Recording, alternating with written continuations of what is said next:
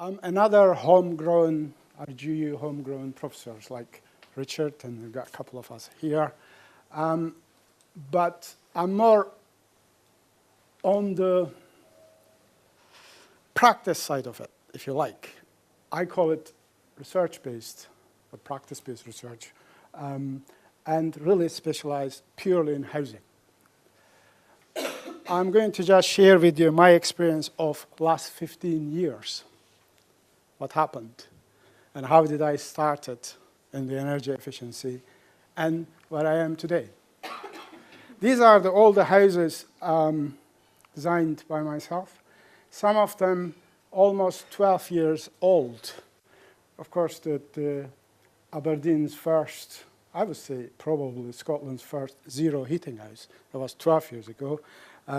Janice Leon and people like that in Aberdeen City actually sponsored that project. And you will see how far we came since then. And others are on the bottom right, is just finished.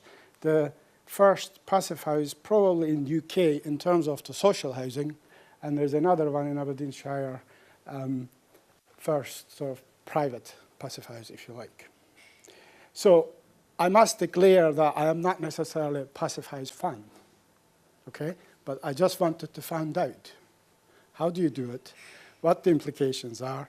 Probably in a year's time, I will be able to tell you more about user behavior and post-occupancy studies. I've done a little bit, but not yet. Because this passive house hasn't hit the winter months yet. So, and the people just moved in. Why I'm interested in energy. This is where I born, is Cappadocia, which is all to do with climate, really. Keeping winter and summer and warm. And that's the first impact on me that climate is the most important thing in architecture and dictates the form and everything else. And today, actually, that's exactly it is. I'm an architect before, and I'm interested really in design. But I don't see design and the energy efficiency and sustainability different things. They are the same things. You will see it later on. And I'm really concerned the housing that we built. I'm exaggerating a bit joke, but that's how we sell our housing at the moment. Free carpets and basic standardized component barely meets the regulations and no more. Is that sustainable, or is that the next 50 years or 100 years stock that we're going to have? And second challenge is the greenhouse emissions, which I won't bore you. We already talked about it. So these are the two challenges I try to deal simultaneously, not at different things. This is the state of the existing fabric, of course. Now, I haven't done any existing buildings, not because it's boring, not because I don't know how to do it. I do know how to do it, but nobody asked me yet. First time I noticed last week, sorry for if anybody from Stuart Milne, they were selling, first time, instead of carpet and kitchen exchange, first time they were talking about energy efficiency homes, and they were talking about double glazing. Haven't we come so far? Double glazing just came in 2010 in Scotland. And then we have governments. You know that we don't have passive house in Scotland or Britain. We have this Code of Sustainable Homes, although Scotland hasn't adopted, but in England adopted this. And they foolishly think that they're going to reach level 6 and passive houses level 4 in 2016, 5 years' time. They won't. They can't.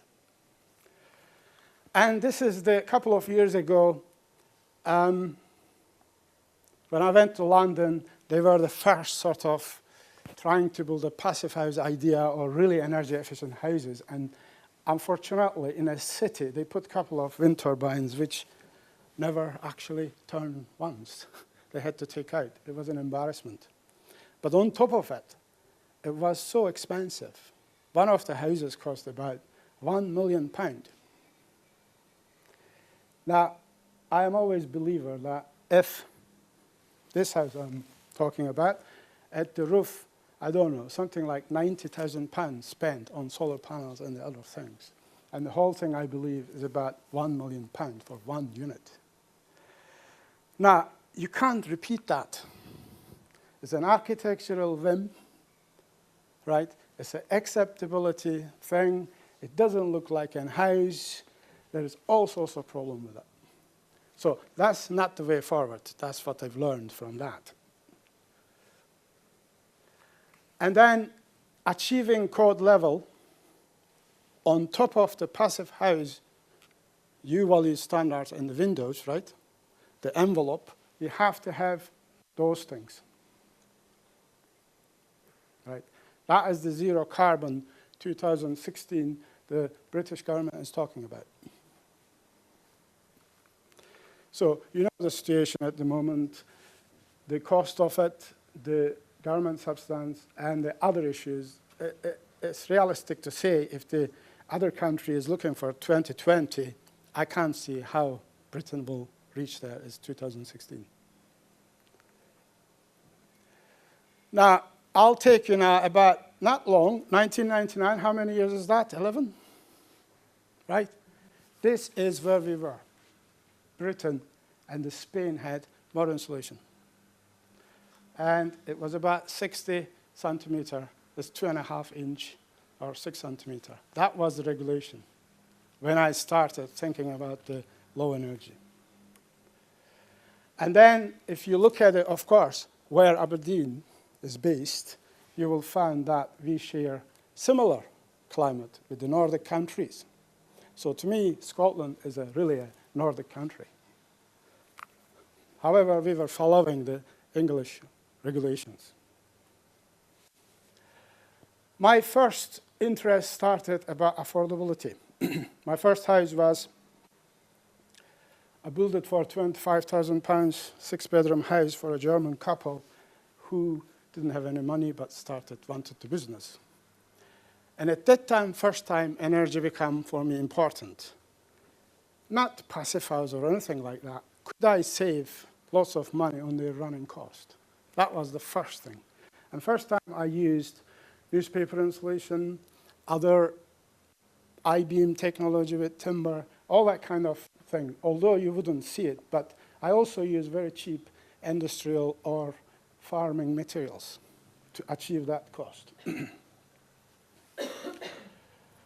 And then the second question was, is it possible to reduce the heating system from 10 to 1, right?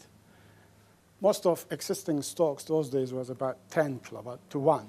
And how would you do that? Could you do that pure triple glazing, insulation, nothing else?